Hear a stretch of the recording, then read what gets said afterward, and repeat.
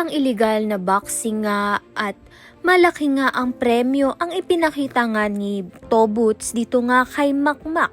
Kaya naman nga't nagdalawang isip itong si Makmak na sumali dahil gusto na nga niyang mapauwi ang kanyang ina na si Nadia upang hindi na nga ito mapalayo sa kanya at hindi na nga sila mahirapan.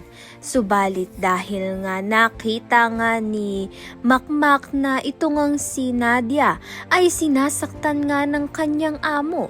Kaya naman nga't hindi nag-atubili itong si Makmak at nag-sign up na nga siya kahit mga alam niya na illegal na boxing nga ang pinasukan nga niya.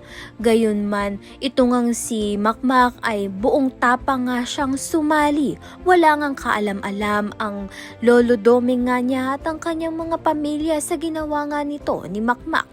Subalit dahil nga sa kagustuhan nga niyang mapauwi ang kanyang ina ay ginawa niya nga iyon.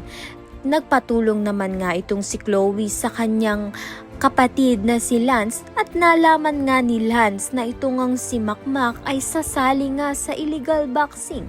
Kaya naman nga't nagkaroon ng idea itong si Lance kung paano nga patutumbahin itong si Makmak. Kaya naman nga't itong si Makmak ay mapupuruhan nga at dadalhin nga sa ospital. Kaya naman nga't yan at iba pa ang dapat nating pakaabangan. Maraming salamat sa iyong panonood.